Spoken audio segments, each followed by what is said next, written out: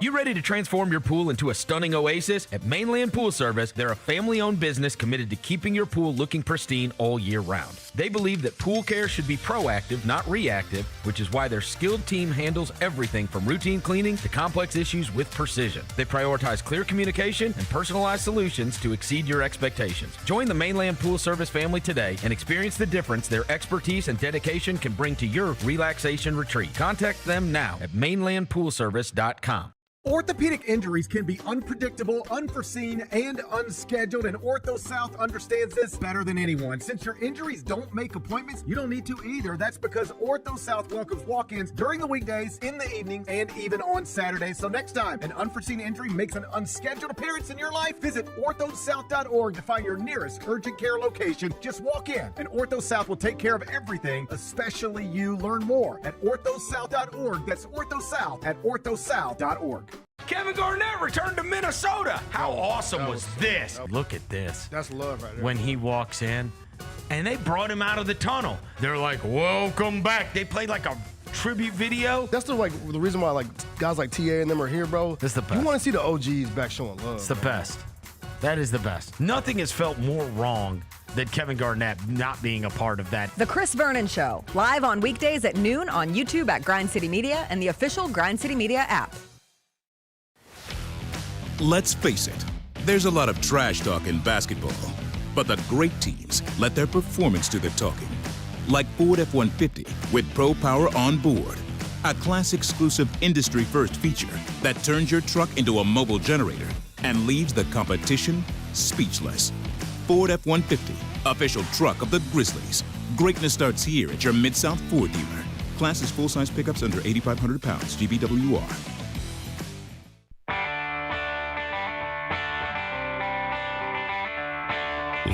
From the Built Ford Tough studio at FedEx Forum, it's the Gary Parrish Show, presented by Ortho South, on YouTube at Grind City Media and the official Grind City Media app.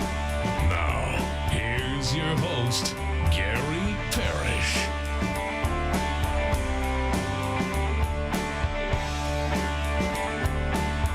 All right, I'm here. My name is Gary Parrish, speaking to you from the Built Ford Tough studio. We're in FedEx Forum, downtown Memphis. Bennett Doyle right there producing the program. Glad he's with me. Glad you're with me. Hope you're getting through the day best you can.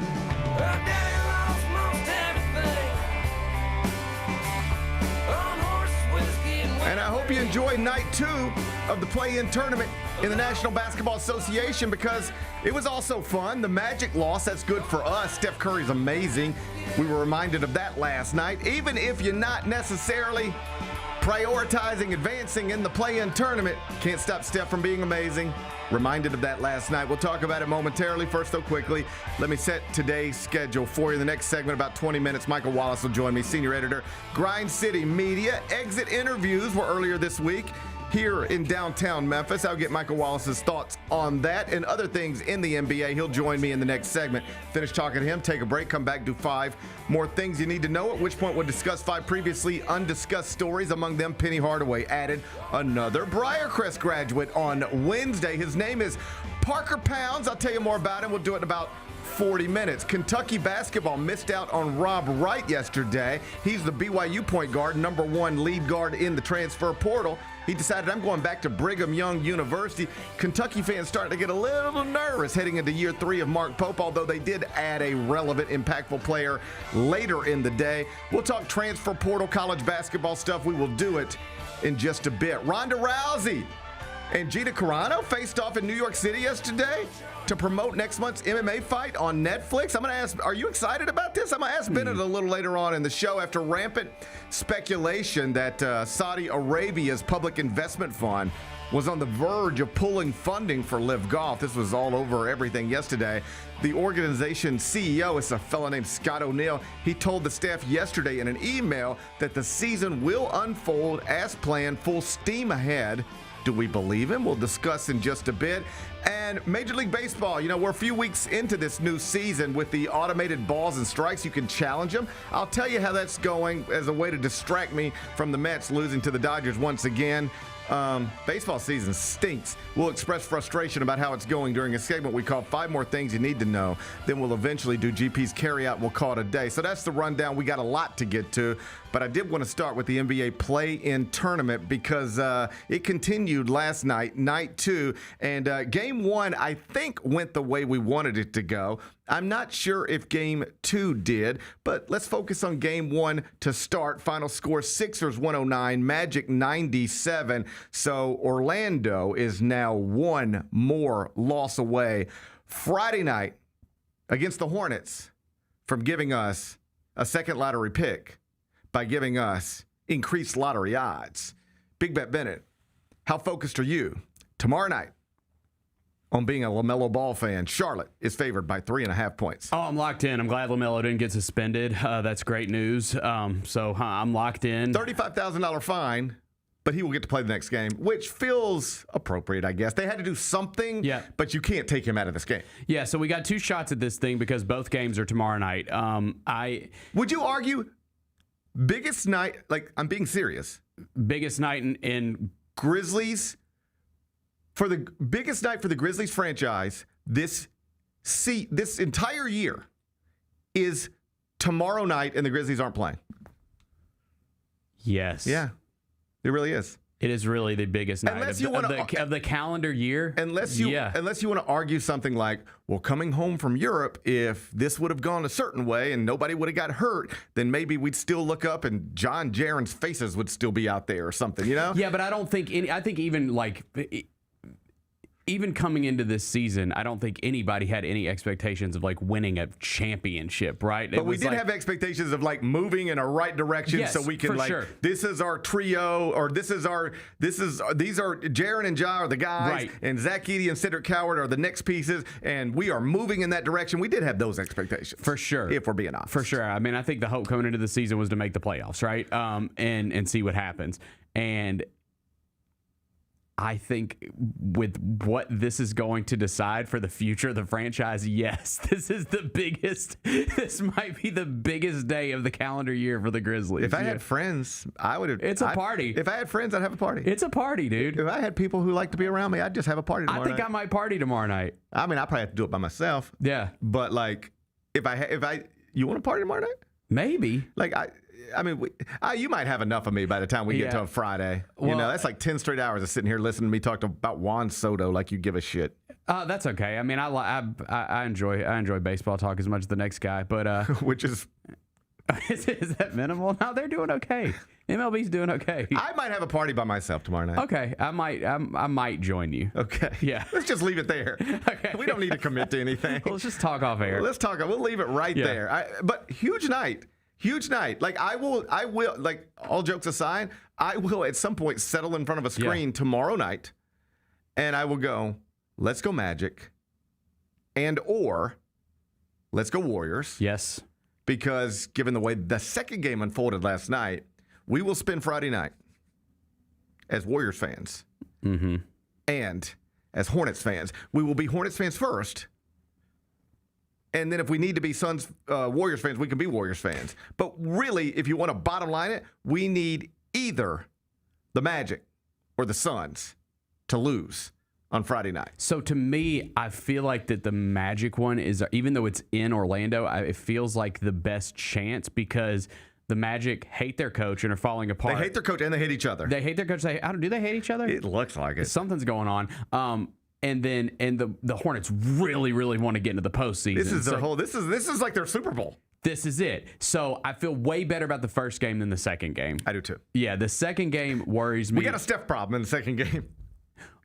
Yeah, I mean, I'm worried. Like, did you see Steve Kerr last night? He said that, hey, for one night we're champions. Like, I was like, oh God. Well, when I say we have a Steph problem, what I mean is like, we already know they're not pushing it to an extreme. And he played a lot of minutes He played a lot of minutes. Yeah. I guess Steve Kerr was lying. Yeah, like. Well, no, he didn't play. They didn't push it to 40. They didn't push it to 40. Okay, but he was awesome. He was so good, man. He's just amazing. He is. I mean, dude. I still think at 38, best show. There's nothing better than him being that. He's already one of the all-time greats, but my God, if he finds another way to get a title at some point before he retires with that team. Well, it won't be with that team. I mean, it might be with that franchise, but it won't be with those players. No, but with that franchise, I mean. Yeah, I mean, he's just, you got to just consider him one of the GOATs at that point. I mean, he already is, but like, he's the greatest three-point shooter of all time. I think you can.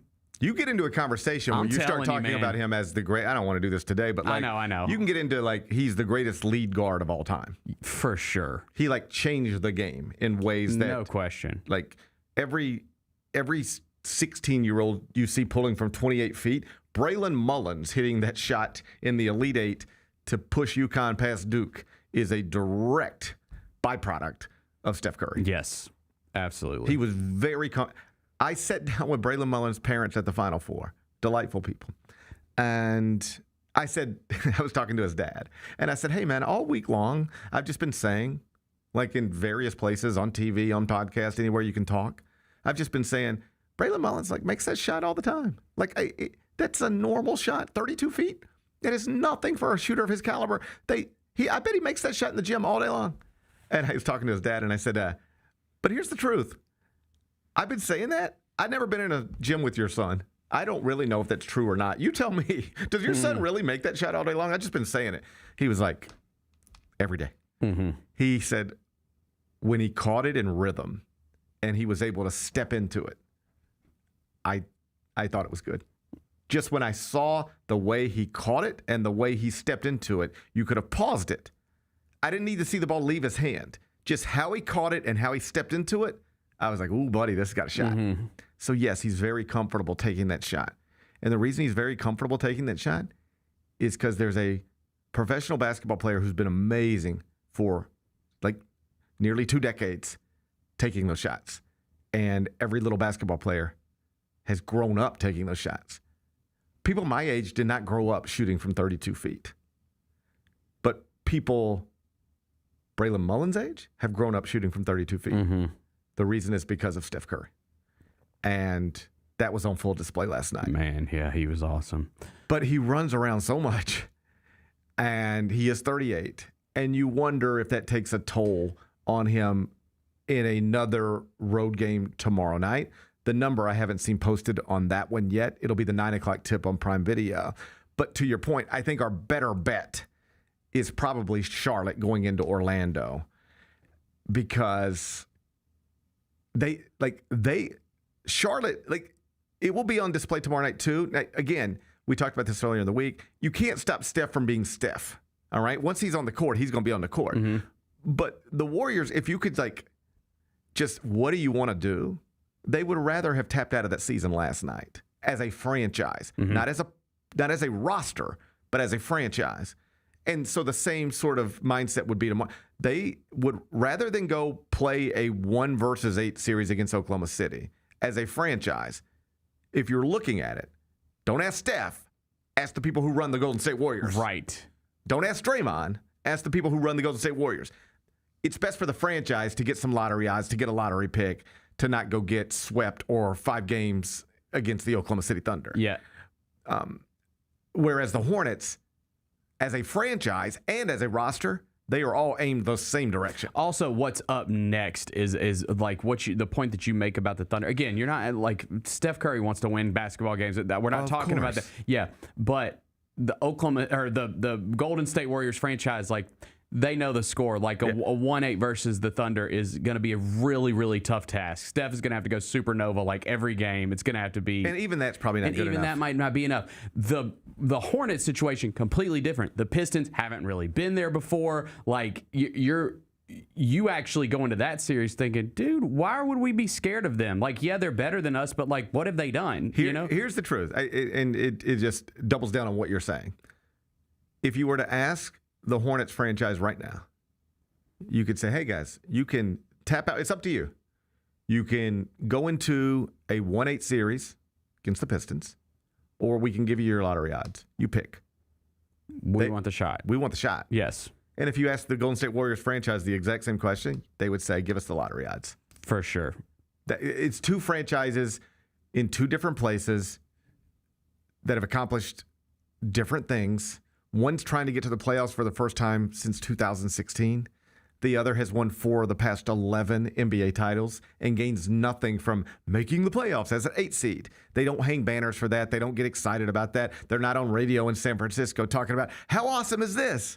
They're like, oh, buddy, we're about to get swept. But in Charlotte, they'll be saying, oh, how awesome is this? Mm-hmm.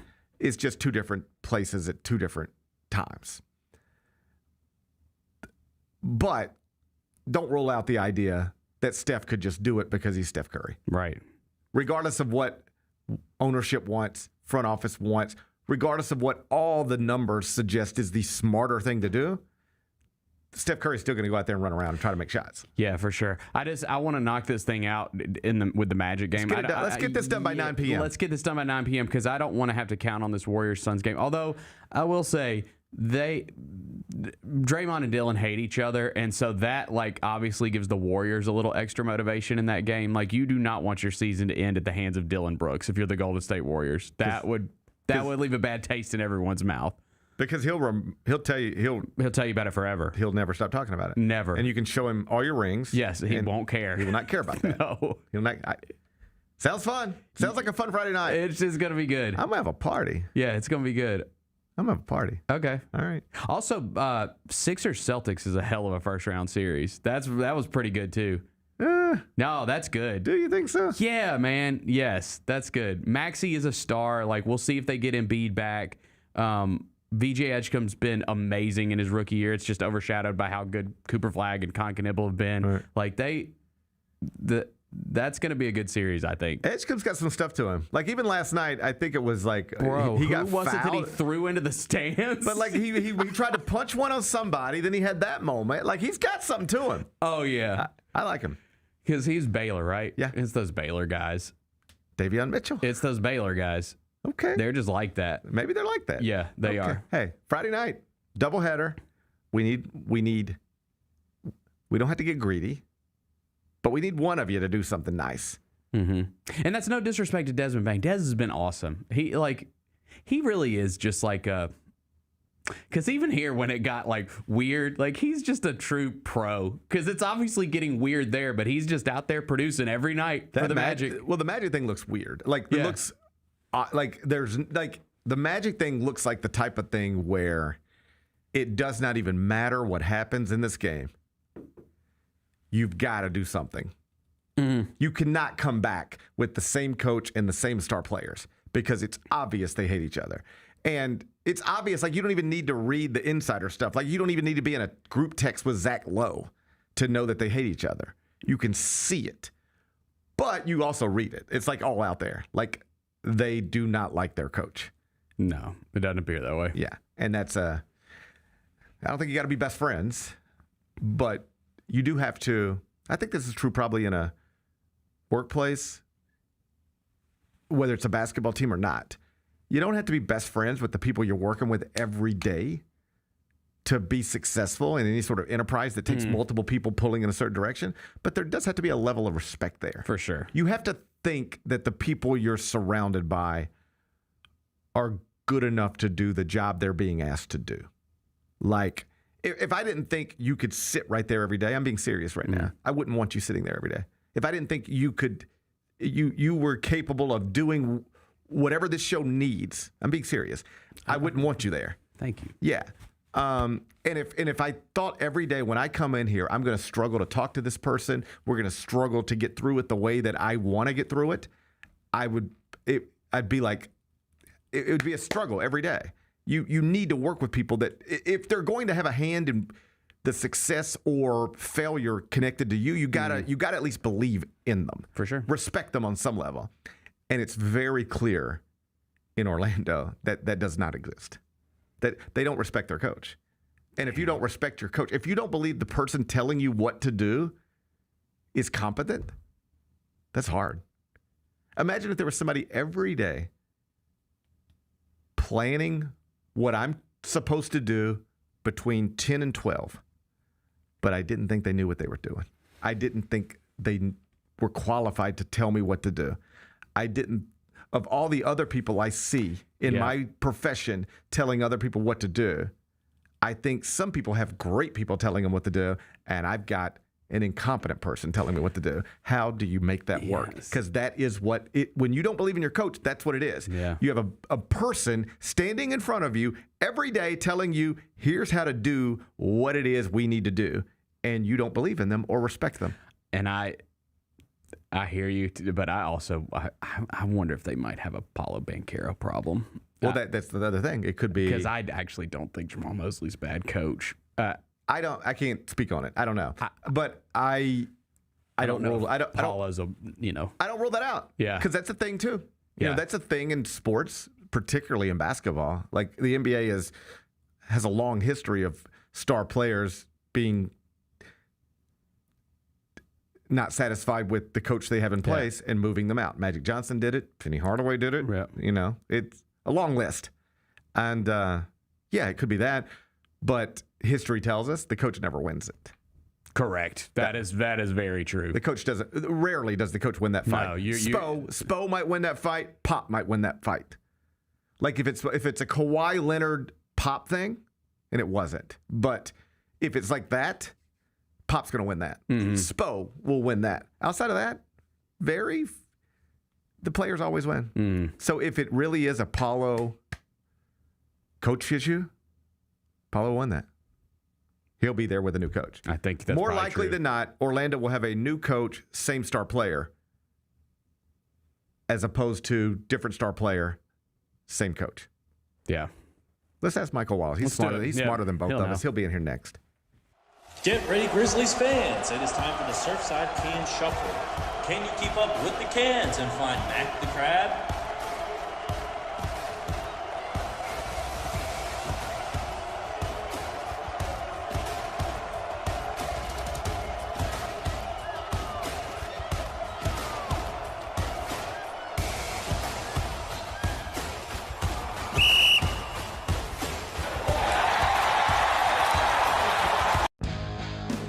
Grizzlies fans know it's the team that gives you the edge. Big River Steel does too. And much like the Grizzlies have recruited legendary talent, we want you to be part of our team. Are you ready to be part of something legendary? Then visit www.bigriversteel.com. That's www.bigriversteel.com.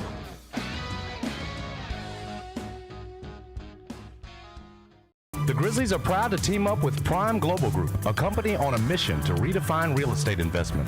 By leveraging deep experience, strategic insight, and robust resources, Prime Global Group is shaping a smarter, socially responsible future. Whether you're an investor or simply curious, now's the time to explore innovative strategies that align with your values. Join the movement and discover how you can be a part of this exciting evolution. Visit primeglobalgroup.net to learn more and connect with the team today. That's primeglobalgroup.net. Kevin Garnett returned to Minnesota. How awesome was this? Look at this. That's love right there. When he walks in, And they brought him out of the tunnel. They're like, welcome back. They played like a tribute video. That's the reason why guys like TA and them are here, bro. It's the best. You want to see the OGs back showing love. it's the best.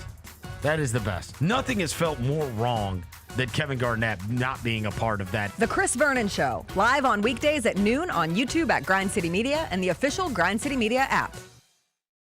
Kroger shoppers and Grizz fans want exclusive last-minute discounted ticket deals texted straight to you. Sign up with the new Kroger Buzzer Beater deal.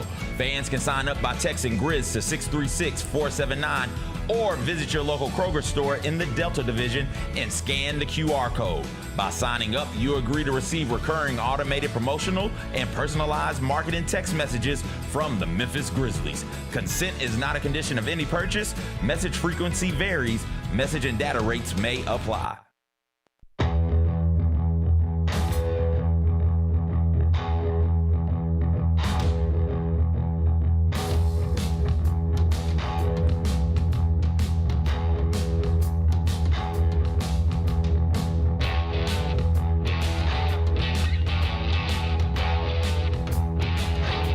Welcome back, Gary Parrish Show, presented by Ortho South. We are inside the Built Ford Tough studio, and on Thursdays, I'm lucky. We're all lucky to be joined by Michael Wallace, senior editor, Grind City Media. He's here right now. Michael Wallace, it's first time I've spoken to you publicly since the regular season ended. Congratulations, you got through it. I didn't know that you would get through it unscathed. It was a tough ride, but you got through it. It's good to see you.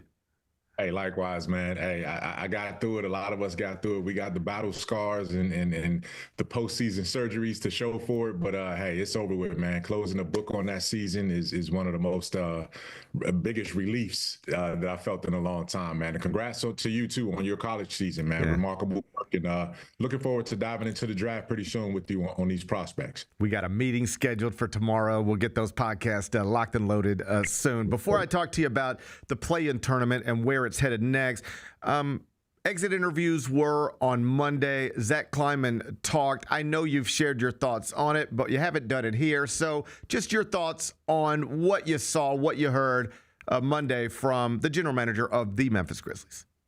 You know, not a lot of definitive, stuff. Like, really, I mean, I think the most definitive statement that Zach Kleiman that came out of that for me was when he, deliberately and emphatically said, we want to build a winner in Memphis.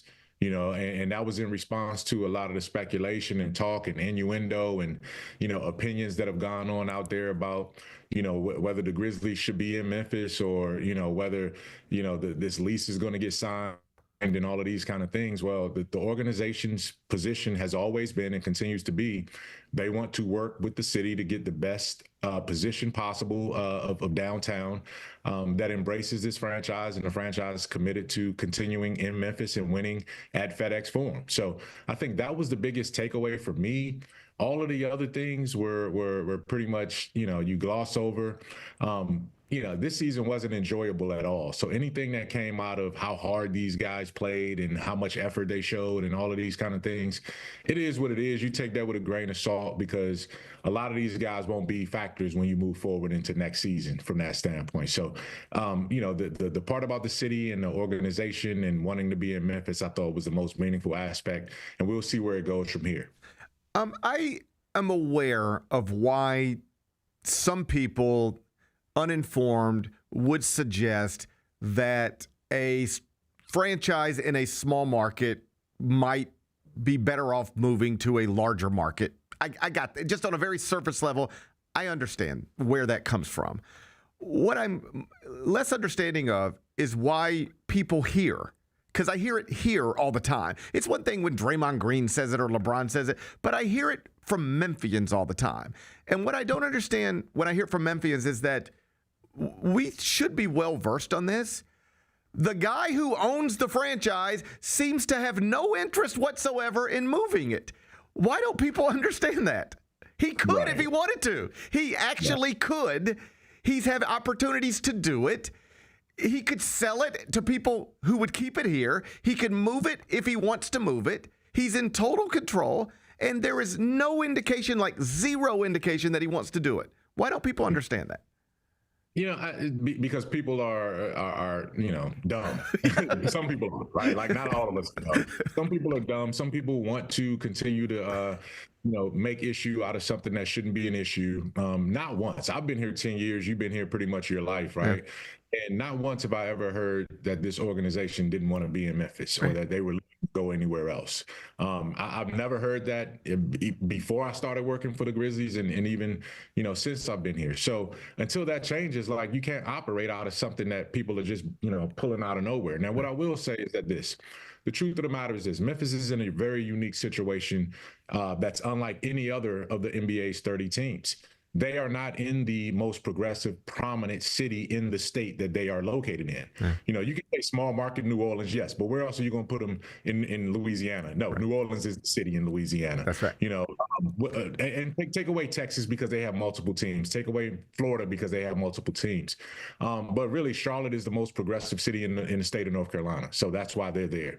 You can almost say that, Nashville has become more affluent, more aggressive, more vibrant than Memphis. You know what I mean? From that standpoint. So I'm not going to rationalize anybody who makes a statement or argument about that, but I can see why Memphis continues to get picked on. But we don't see any evidence that that's going to be anything that comes to fruition. That's exactly right. Like, I understand. That's a great way to put it. I understand where the picking on comes from. Like, I get it. We're not Nashville. I understand.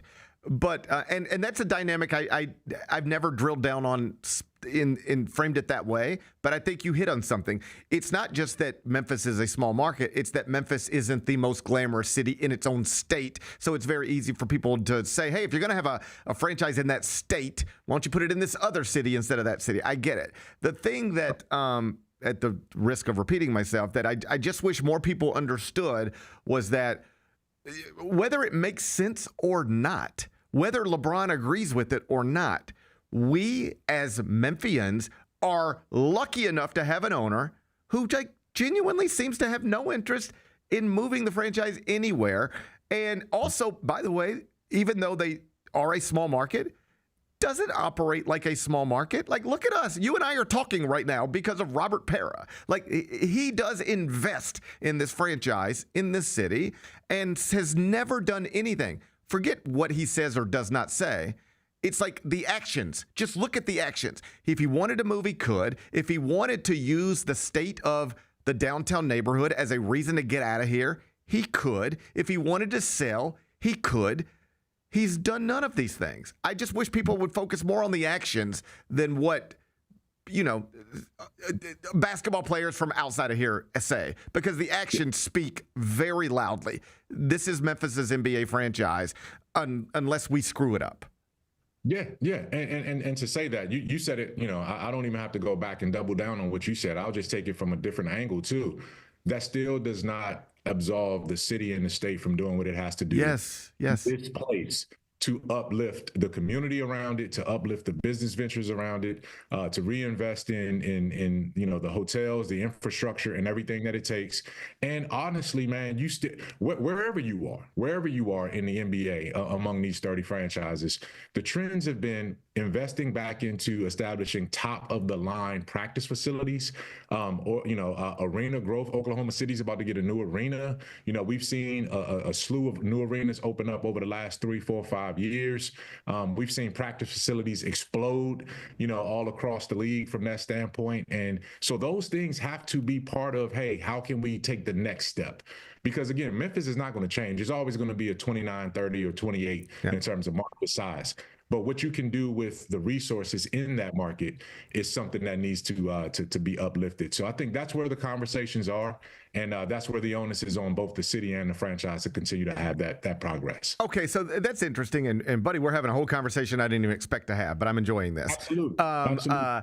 You mentioned the practice facility. I have heard others suggest that, like, you're always going to struggle in free agency because, like, whether they're right or wrong, we've heard it from enough NBA players. This is not a desired destination. It's my home. I don't want to be anywhere else. But if you didn't grow up here and your options are other NBA locations or Memphis, you will likely lean another direction. I got that. That's not even a criticism. It's just a reality. Right. But you can make Memphis as awesome as you can make Memphis for professional basketball players. And so that's why I made the point after the LeBron stuff. Like, we don't need 7 Ritz-Carltons downtown, obviously, but it would be nice, even if it was a boutique hotel with like 50 rooms. That's it. We need a hotel in downtown Memphis where NBA players walk in and they go, this is just as nice as anywhere else I go, or at least it's not noticeably worse. I'll tell you a quick story if you'll allow me. There was a season in New York over the past 10 years or so, because I've been going back and forth for a long time, where I decided in the spirit of just conveniency, there's a little Marriott property, across the street from the CBS Broadcast Center. I mean, you walk out the front door, you walk across a street, and there's the CBS Broadcast Center. It's a 30-second walk. And I was like, that's so easy. I'm just going to stay there. But the hotel wasn't that nice. It was in Hell's Kitchen. There's a car dealership across the street. And I just had this moment where I was like, I can stay a 15-minute walk over there, and I'm in Midtown on the 60th floor overlooking New York City. Or I can stay on the second floor and look at a car dealership in Hell's Kitchen. And I was like, I feel better 15 minutes that way. It's more convenient. It changed my mood. And so I did about a month of that. And I said, put me back in the other hotel. I'd rather be a 15-minute walk away because I just feel better in the nicer hotel overlooking the stuff. That's a real thing. NBA players need to feel good when they're here. We need the hotel that makes them feel that way. If only for our own civic pride. It sucks to jump on Instagram every day and see basketball players shitting on our city. One way to alleviate that, or at least decrease it, is to give them an awesome place to stay. So we need that. Back to my point. The practice facility. Most of our multi-millionaire players do not live downtown. They live out east. I've heard other people suggest what you really need to make this as great as you can make it. You can't ever put the beach in downtown Memphis, all right? We're not Miami. You're not going to be able to put lower Manhattan in downtown Memphis. We're not New York City. But you can make it as awesome as you can make it for basketball players. Should there be a practice facility, state of the art, closer to where most of our best players live? That is a long way to ask that question. No, I think that's the case. You have to be able to put that facility somewhere that's centrally located from that standpoint, or close to where most players live. Memphis is so dynamic though, because you have a lot of guys. When you say east can extend all the way out east. Right? Oh, I mean real east. Yes. right. The Eads down there. Right? Yes. So somewhere between there and downtown, yes, will be ideal from that standpoint. But having said all of those things, putting a state-of-the-art facility together, because you need to be competitive. Like, guys need to understand that when they go work out and when they go train and all of those things, what worked 10 years ago is not working now in today's NBA market from that standpoint, right? Even to go back to your point about the hotels, Memphis doesn't have to be Manhattan, but can it be Indianapolis? There you go. Indiana didn't have that Sky, JW there. 15 years ago. That just came, right? They didn't have a lot of great choices of downtown hotels. Charlotte, same situation. Didn't have a lot of great hotel choices from that standpoint. Sacramento, that arena was way out. Arco was a dump. And you don't have a lot of ideal choices in Sacramento for hotels, but they did just enough.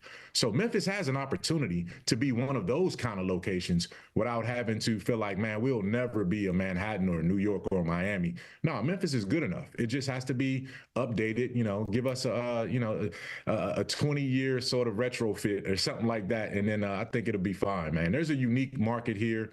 We saw, like, when I watched the play-in game the other night, specifically the Hornets and the Heat, and I looked at what that Charlotte arena looks like. It reminds me a lot of what Memphis was, or Memphis has been. When the rally towels are going and the whip that trick is playing, that's what the Memphis, the ideal opportunity for Memphis is. And we're not too far removed from that, and it'll get back to that pretty soon. I had the same thought watching Charlotte 2 nights ago, where I was like, it was a reminder, because sometimes in the NBA, I think more than any other sport, because it's a ring culture and all that, we talk about franchises like you are either a contender or you suck. There's no in between. It's like, can they win a title? It's either yes or they suck. Like, there's no in between ever. And as I'm watching Charlotte, and those fans and LaMelo and all of it, I was like, okay, they're not winning a title, but that looks awesome. It's still fun to be good, even if you're not great. And I can't wait till we're good again. Watching Charlotte made me not go, I can't wait till we can put a Western Conference contender on the court. It made me go, man, that looks fun. I would have loved to have won a play-in game tonight in downtown Memphis. That looks fun. I can't wait to have that moment again. Yeah, and we're not too far removed from that, man. That, you had to work extremely hard to avoid the play-in in the East and the West, right? So, and you get what I'm saying from that standpoint. But again, I don't think you're that far away from that. And again, like the John Morant and Desmond Bain and Jaren Jackson Jr. and Steven Adams and Dylan Brooks and those guys, that was Charlotte. Like the 2 nights ago, the Charlotte was the Grizzlies from 3-4 seasons. And you saw that. And that team didn't have to win a championship. But if you can be, a 48 to 52 win team, have a great regular season, put a scare in the second round of the playoffs and see where you are, it's okay being that. Memphis used to be that. They had the longest consecutive streak of playoff appearances in the Western Conference for a while with that grit and grind team towards the end. Atlanta had the longest one in the East. Neither Atlanta nor Memphis, got to the promised land, but they were still legitimate, consistent franchises that took its playoffs and took its fan bases to the playoffs every year. And if you could do that in a market like this, then you're successful. No question. Last thing before I get you out of here, tomorrow night, I was going to say joking with Bennett, but I'm not joking at all. Like, biggest night of the year for the Grizzlies franchise, even though the Grizzlies are not playing. We need LaMelo Ball to go win in Orlando, or we need Steph Curry to go win in Phoenix. Either one gives us a second lottery pick, gives the Grizzlies increased lottery odds. Like, if you were really building Grizzlies watch parties, tomorrow night is as big as any night you could have built it in the calendar year 2026.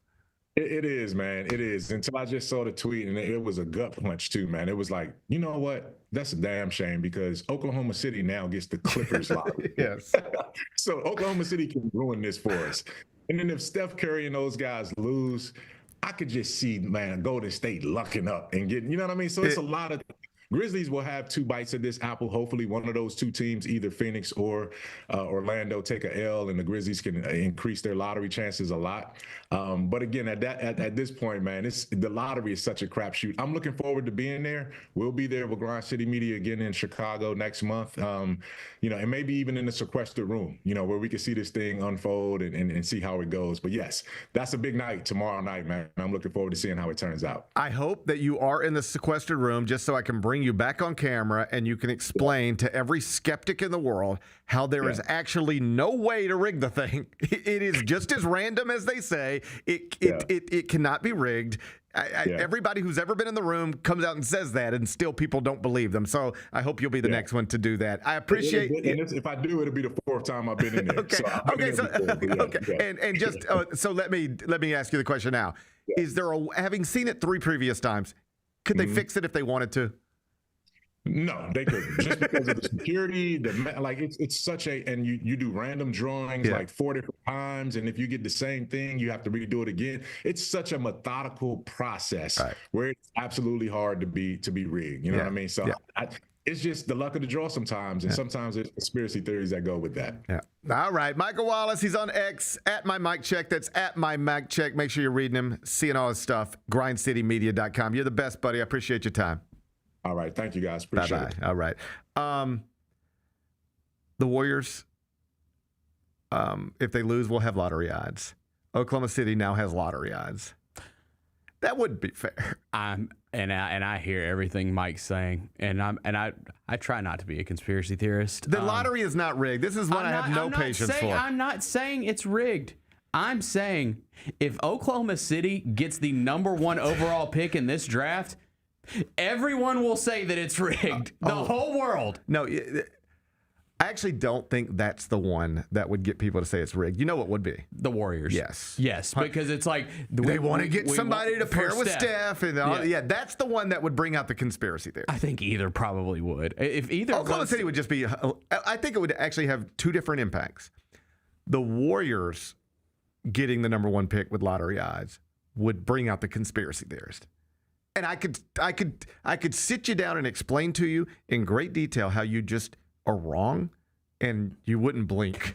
All right, if the Thunder were to win it, it would just be like, come on, man. It would just be like, this is ridiculous. That's true. Because if it was the Warriors, you would look at last year and you would say, oh, yeah, well, look what happened. Dallas trades Luka, and then they get rewarded with the #1 pick. And then the next year, the Warriors, they fall out of it, but we want to help Steph get back to prominence. Yeah, I could. It's a tough one. It's a tough one. I mean, I could bring on Mike Wallace, and he could tell you, I've been in there 3 times. It's not rigged. And you won't hear it if you don't want to hear it. All right? It's sort of like, that's right. It's like a moon landing. Like, there are still people who are, don't tell me you're one of them. The moon landing? Do you believe we've been on the moon? Yeah. Okay. I do. Okay, good. But there are people who just insist. But I can listen. I love a good conspiracy theory. I do. What's your favorite? Well, obviously JFK is just That's my favorite, and I just actually, like, that is a conspiracy theory. Yeah. That's like, he was not killed by a lone assassin. Nobody actually believes that. I mean, frankly, if we're being honest, like I'm, Dr. King, like that's one that's pretty fascinating to me. Just if I'm being honest. But that's way less conspiracy. For sure, but there is definitely conspiracies attached to that. Sure, but like almost nobody believes that Lee Harvey Oswald, just lone gunman with no influence from anything else, just decided I'm taking out John F. Kennedy today. Like, nobody believes that. Right. That is very true. And that's a conspiracy theory that has been a conspiracy theory forever, but like it's accepted as like the official account of how President Kennedy died is not accepted as reality by like it's not even conspiracy theorists that believe that. It's like nobody believes it. And I'm starting to really dabble in this UFO stuff. I mean, don't know what's going on. Well, dude, something's going on. I don't know what's going on. Something's going on. I don't know what's going on. We had a politician, a prominent politician in this state, say that we've been in contact with aliens. I don't know what's going on. I'm just saying. I don't know. I can dabble in a conspiracy, but NBA draft lottery, that one's Here is how just as random, but even more so as just rolling dice. It just whatever pops up. You know, roulette wheel, whatever, wherever it lands, it lands. And I know you can manipulate dice and manipulate a roulette wheel. Like a great roulette wheel dealer, roulette dealer, can like make that marble land in a range. You know that, right? Yes. You're like a great roulette wheel. A great roulette dealer can make that ball land in a range of the wheel.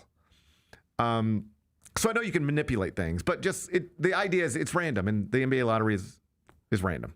It's not rigged. But if the Warriors win it with small lottery odds, that will not stop anybody from saying that it is rigged. Now we are due.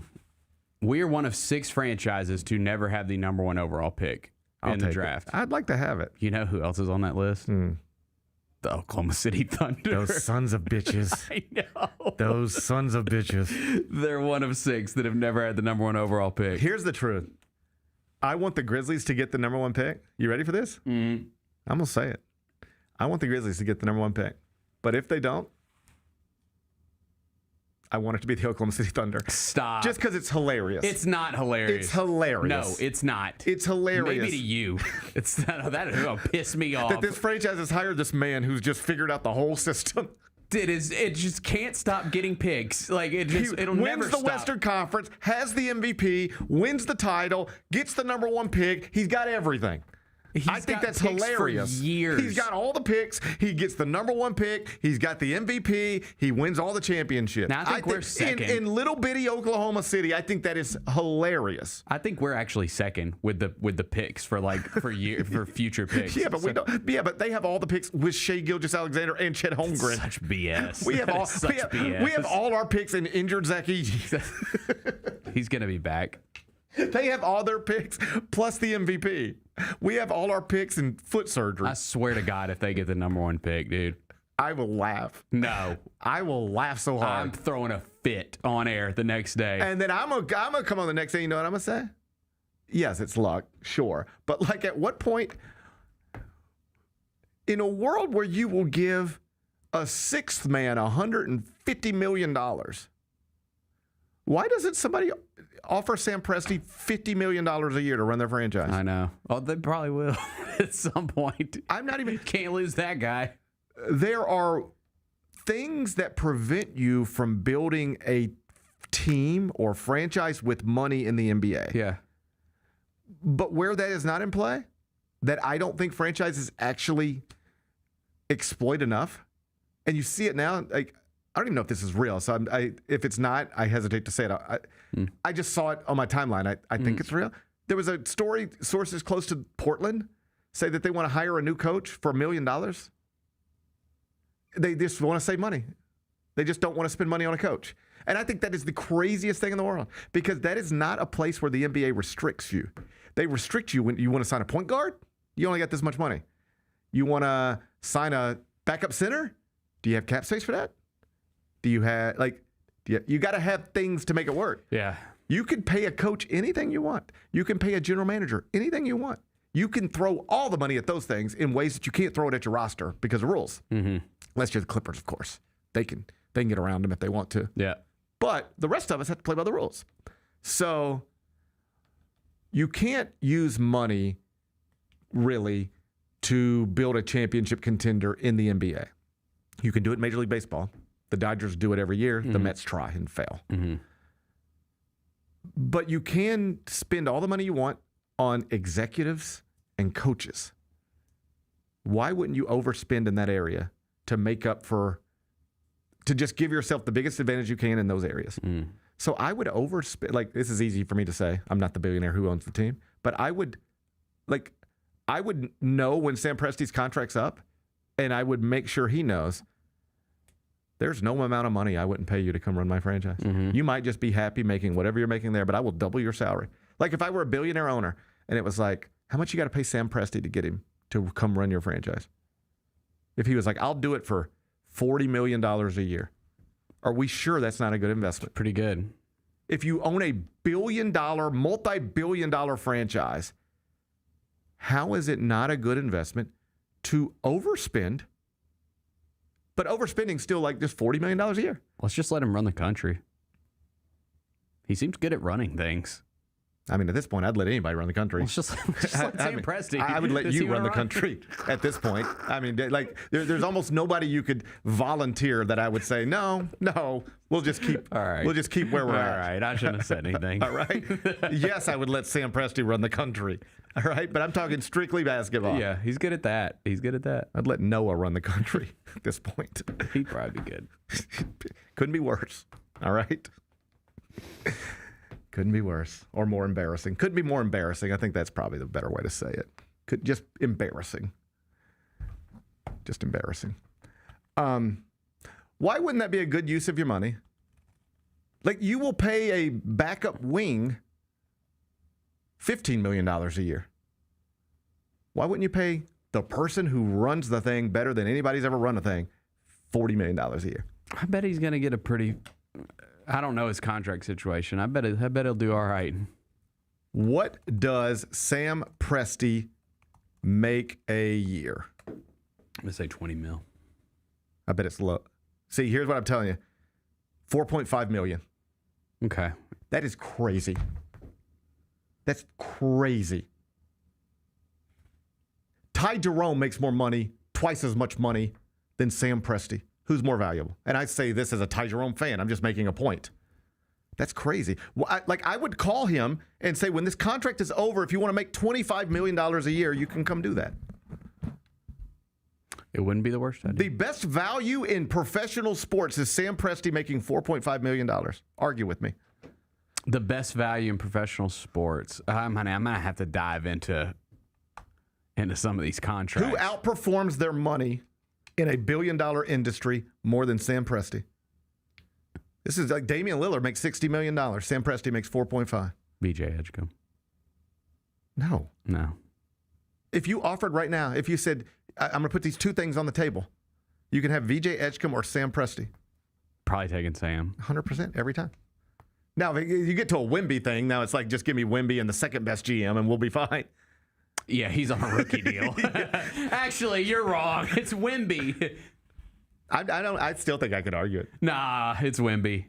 I still think until that rookie deal's up, it's Wemby.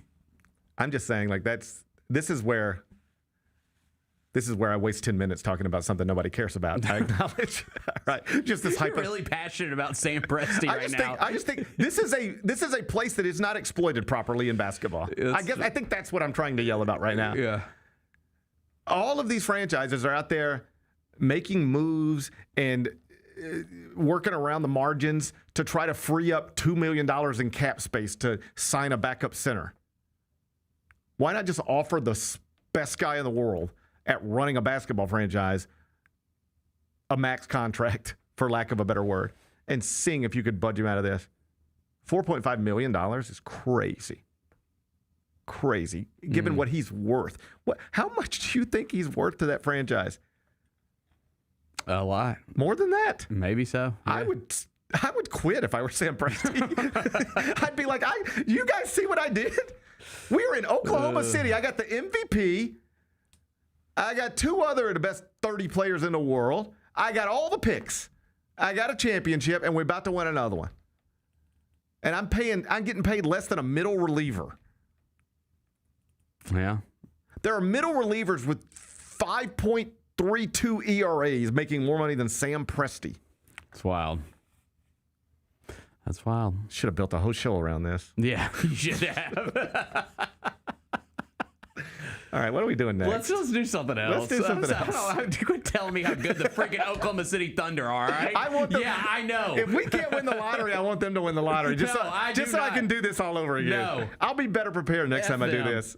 I'll be better prepared next time I go to bat for Sam Presti. That's fine. Whatever. I want the Grizzlies to win the lottery, but I would like the Thunder to win it if the Grizzlies don't. Absolutely would not. No. All right. Let's move on. All right. Hey, let's talk about Parker Pounds. Okay. He plays at Briarcrest. Heck yeah. He's going to play inside FedEx Forum next season. Let's go. Okay, Penny. Putting the Memphis back in Memphis. I like it. I love it. I like it. I will do that next.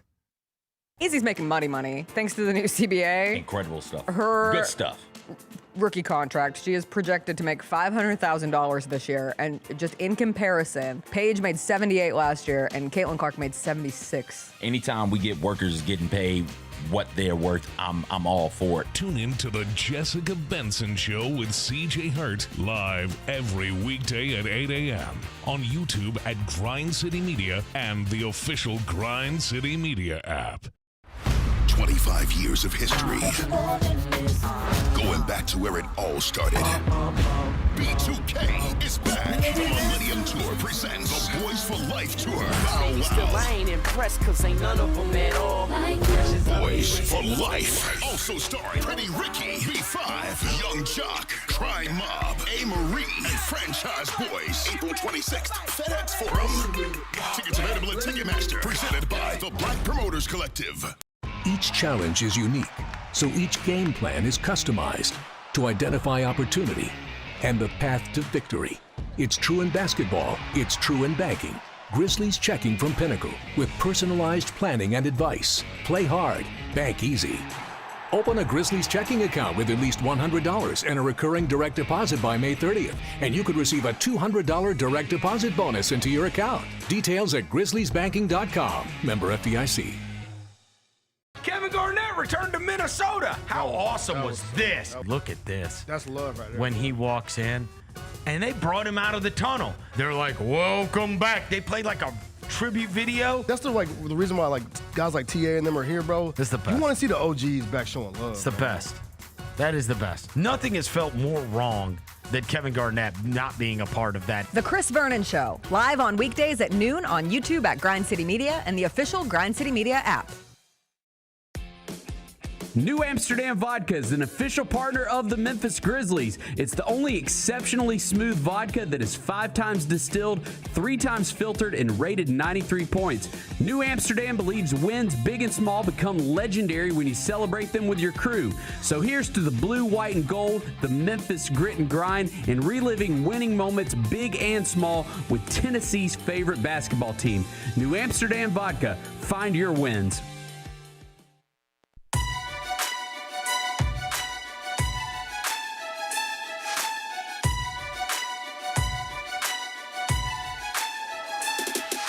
Orthopedic injuries can be unpredictable, unforeseen, and unscheduled, and Ortho South understands this better than anyone. Since your injuries don't make appointments, you don't need to either, and that's because Ortho South welcomes walk-ins during the weekdays and the evenings, and even on Saturdays. So next time an unforeseen injury makes an unscheduled appearance in your life, visit orthosouth.org to find your nearest urgent care location. Just walk in, and Ortho South will take care of everything, especially you. Learn more at orthosouth.org. That's orthosouth at orthosouth.org. Now I got 5 more things you need to know. Number 1. Penny Hardaway has secured yet another commitment for his 2026-27 roster. This time it comes in the form of a Parker Pounds Briarcrest Christian School star. Can I interest you in a Parker Pounds?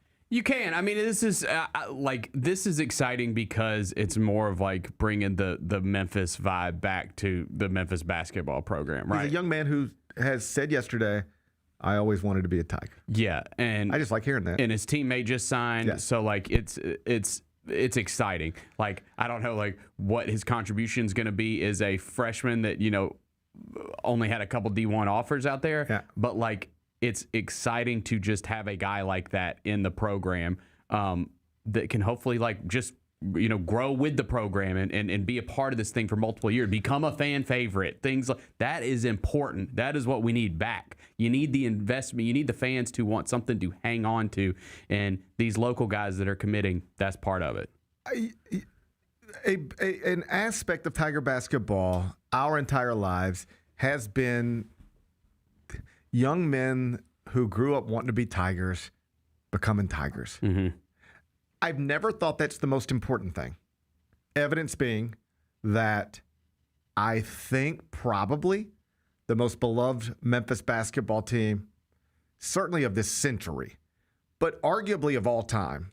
I'm not going to get into a debate about the 73 Tigers or the 85 Tigers, but like the 2008 Tigers are one of the most beloved version of Tiger basketball that we've ever had. Yeah. And it was Derrick Rose from Chicago and Antonio Anderson from Massachusetts. Right. And Joey Dorsey from Baltimore and Chris Douglas Roberts from Detroit and Robert Dozier from Latonia, Georgia. It's wild that I can remember all that stuff. And we love that team. And, you know, I know Andre Allen was from Memphis, but the stars of that team were not from Memphis. And we love that team. So I've never believed that having Memphians on the roster is the most important thing. Having an awesome team is the most important thing. For sure. Like that 2008 team was awesome. Just like when people would say things like, you know what would help the Grizzlies is if you had the Tigers on, had some Tigers on the roster. Mm-hmm. And I was like, what would help the Grizzlies if they had 22-year-old Derrick Rose on the roster? That'd be amazing. But it would be amazing because he's amazing, not because he's a former Tiger. Like, Antonio Burks, I love Antonio Burks, but like he was on the roster and like it wasn't like the building filled up to come see Antonio Burks like play backup point guard. I'm just realizing we've had quite a few former Tigers on the Grizzlies now that I think about it. Right. But my point was always like having Tigers on the roster of the Grizzlies isn't enough. You need, unless they're awesome, then that's great. But just having a Memphis-connected player on the roster doesn't move the needle in any tangible way. Same thing for Memphis basketball for the most part. The most important thing is to be awesome. It's not to be whatever with people who love being, dreamed of being Tigers. If they stink, they stink. But I prefer it. I like it. Yeah. It reminds me of if we're trying to reconnect, and Penny has talked about this, Dr. Scott has talked about this, if you really are trying to reattach the city to the program, then I do think having relevant players from the city helps. Obviously, Fred Jackson is going to be like the Fred Smith. Yeah. I'm sorry. Fred Smith's going to be the big face of that because he's the top 100 prospect and Mr. Basketball and all that stuff. But just hearing Parker Pounds say, I've always dreamed of being a Tiger, is not something I've heard somebody say too often in recent years. It reminds me of, I'm not comparing them as players because I don't think they're comparable. Although I should point out I've never met Parker Pounds, never seen him play, but he was committed to Air Force, not Louisville,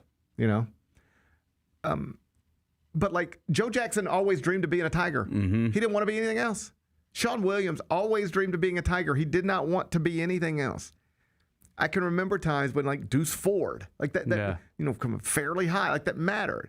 And to get some of that back, like I almost feel like we're starting from, it's like a reset. Like, okay, we've done 8 years of Penny Hardaway. This is what it feels like to me, at least. We've done 8 years of Penny Hardaway. This is where I'm at, if anybody cares. This is where I'm at on the Penny Hardaway journey. If I see him at the golf course and he cares to ask, this is what I will tell him. If anybody wants to have a conversation about the past 8 years, I'll do it. But I think we've done it. And I think everybody knows at least my opinions on the roller coaster ride that it's been. I have reached a point where I'm just like, I don't care. What's happened has happened. What's done is done. We've hit reset. This is where we're at right now. And we all understand the score. This will either be good again quickly next season, or it will be over after next season. I think everybody understands that. Dr. Scott hasn't said that explicitly, but the implications, suggestions, all of it's there.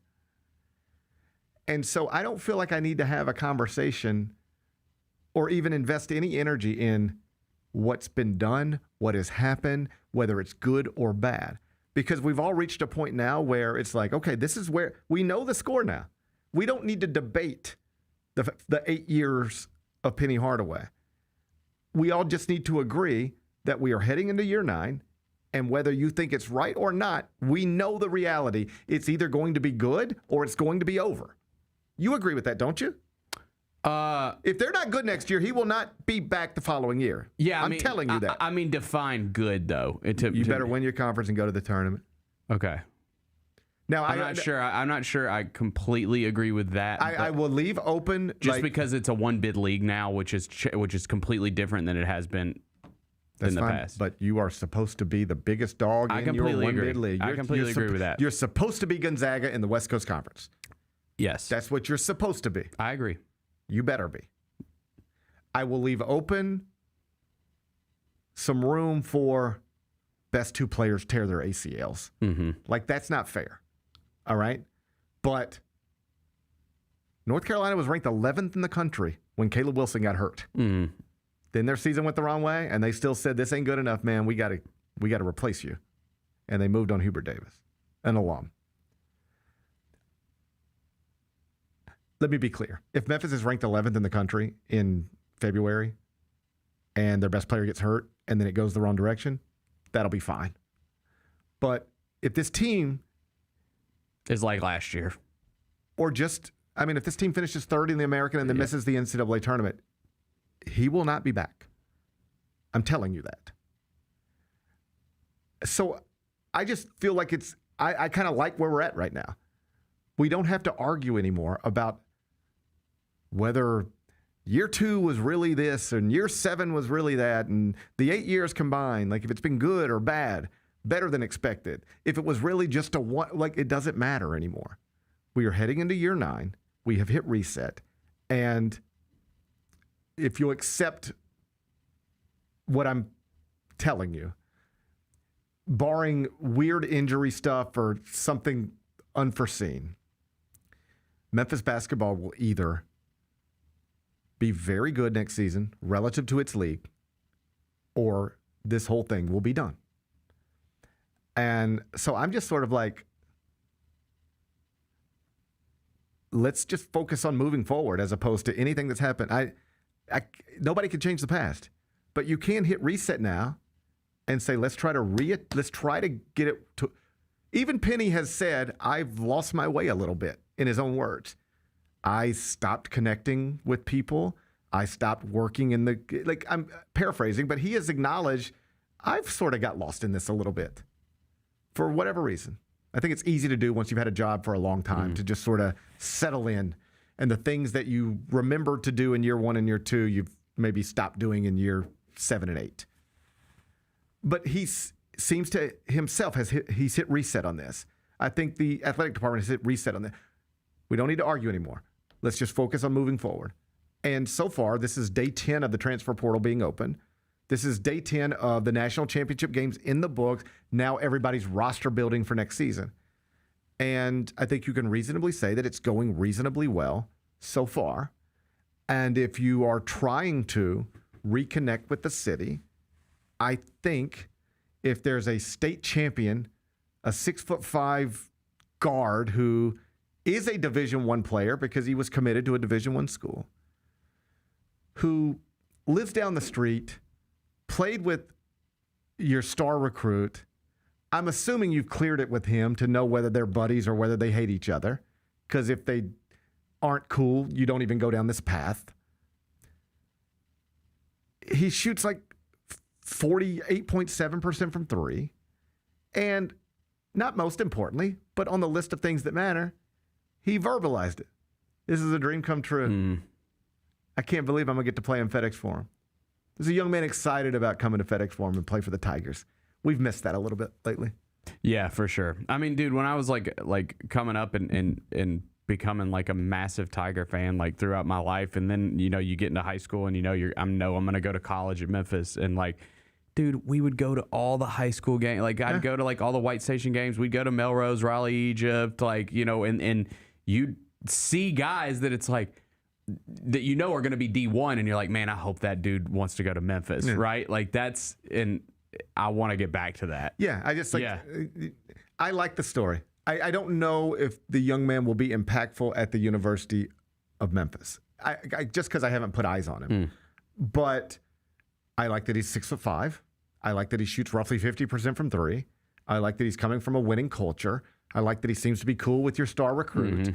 And don't ever forget, like, I'm not making any comparisons, but guess who else had like no real Division I offers up until very late in the process, and then he decided to go to Illinois. Keaton Wagler. Oh, okay. You know, like I'm not even trying to put that out there. We got the next Keaton Wagler. Let's go. It's the next Keaton Wagler, clearly. But like, there are stories like this, like where like this guy had no Division I offers, and now he's like awesome, or at least good. Yeah. You know, so he doesn't have the 24/7 sports profile that would make you think impactful as a freshman, impactful perhaps ever.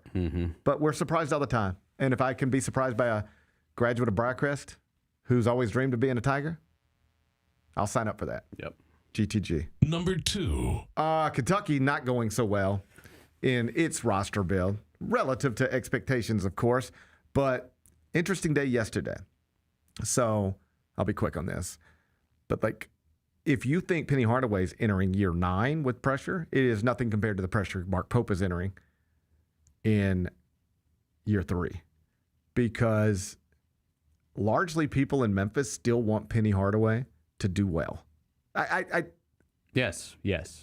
Even if you've been frustrated by the first 8 years, you still want Penny Hardaway to do well going forward.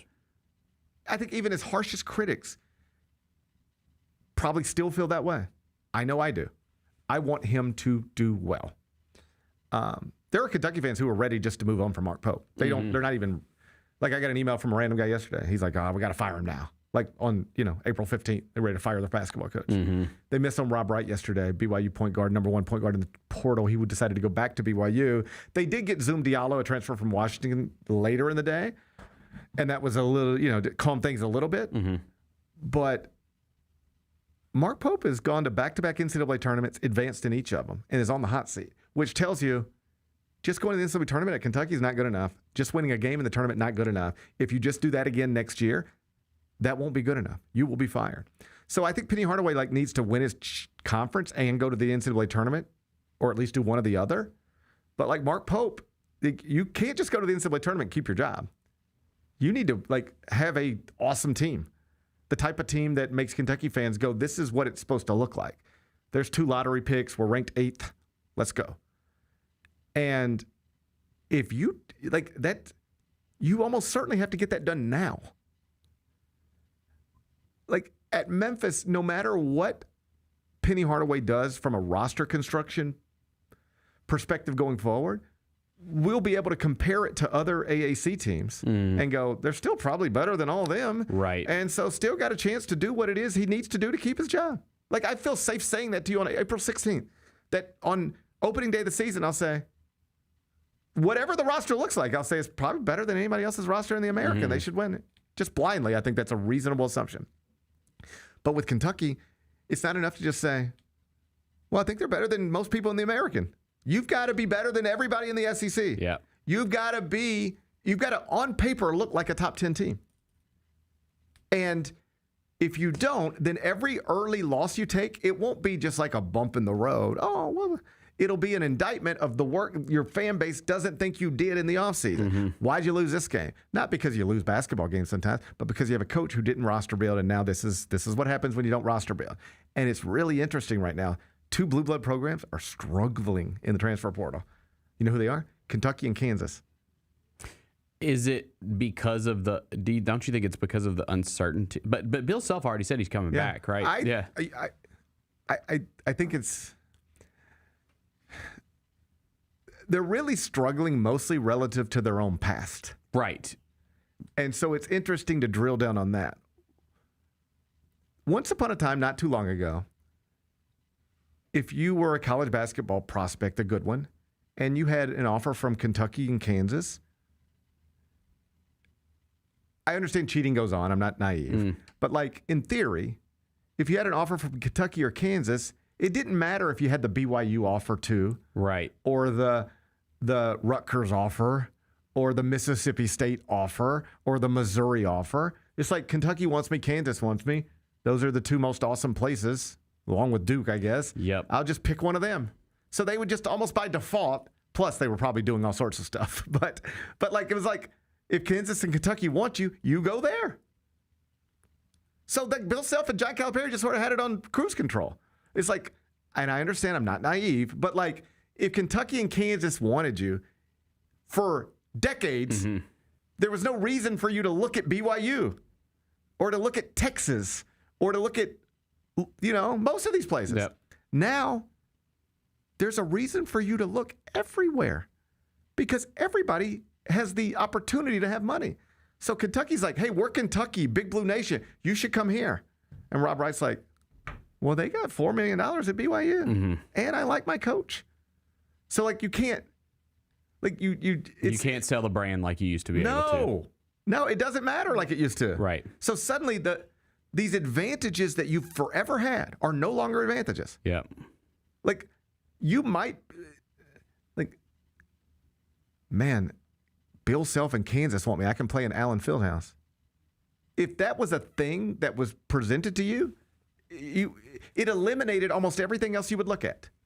But now it doesn't eliminate anything. You look at everything because everybody has money, and it's just harder now. It's harder to get the best of the best at Kentucky and Kansas because everybody has a path to doing it that used to be mostly exclusive to you. And it's been a little bit of a wake-up call. And again, it's only day 10. I have Kansas in the top 25. Kentucky, I think, will eventually get there. But it does reach a point where if you are trying to look at Kentucky's current roster, look at everybody in the transfer portal, all the 2026 recruits that are still available, and then go like, who are they involved with? And you say, even if they hit here, here, here, and here, is that a top 10 team? And it's like, I don't know. And if you don't build a team that looks like top 10 on paper, you're going to have to wildly overachieve to keep your job at Kentucky. Yikes. The pressure's big. Wish him luck. Number 3. Ronda Rousey was popping off yesterday. What'd she say? Well, she said a lot of stuff. She's in New York City. She's promoting a fight with Gina Carano that's going to be on Netflix next month. And she's 39 years old. Gina Carano also older. And apparently she's 44. There's a UFC champ now, women's champ, who was popping off about them. Like, what are they doing, these old women? These old women trying to, what are they doing? They should go do Grizzlies grandmas and grandpas instead of getting into a cage and fighting again. And Ronda Rousey was like, this woman, she needs to recognize the only reason she has a life is because of me and Gina. And nobody even knows who you are. Who was it? Was it Valentina or was it Mackenzie Dern? It's got to be one of them. Okay, so this is my point. And as I was listening to her, I was like, okay, maybe she has a point. Because the woman she was talking about, I don't know who she is. I want to know who said something. Okay, well, I'll figure it out. Takes shots at UFC champ. I bet this will pop it right up. Taking direct shots, Kayla Harrison. Okay, I mean, she's top 2. Okay, here's my point. As I was making sense of this in my head and going, all right, why are Ronda Rousey and Gina Carano fighting? In 2026. She's the bantamweight champ, so she's got a title. Fair enough, but she's not a star. Okay. So as this woman, Kayla Harrison's talking crazy about Ronda Rousey and Gina, like criticizing the whole event. Ronda Rousey's point is, you should be a little more respectful, young woman. The only reason you make what you make, do what you do, is because of me. I made you. This didn't exist before me in any sort of meaningful way. You should be sending me flowers, not questioning what I'm doing. And as I was taking all that in, you know what occurred to me? Maybe she has a point. Because, you ready for this? Name all the UFC, MMA, women fighters you can think of. Go. I would have to start with Ronda Rousey. Like the 2 that are fighting on next month, I know them both. And now I'm stuck. Now I'm stuck. Yeah. So she is probably still the biggest star of the sport at 39 years old, even though she hasn't done it in forever. She's still probably the biggest draw because I can't think of another one. And I don't. I mean, Amanda Nunes. Sure, she's goated. Yeah. I got her, but like she's retired though. I think. I know her name. I know that person exists. But like, if you'd have said, "Come on, GP, name it," I'd have been like, Amanda something. I wonder if you could name any of them right now. No, I'm telling you, I can't. And I understand, like, if like you Thug Rose is a big name. Don't know have any and nothing. That does nothing for me. Yeah, I don't think you can name any of them. That's what I'm trying to tell you. And I understand, like, if I don't follow the sport, so we could do this with hockey too. Yeah. You know, we could do this with hockey too.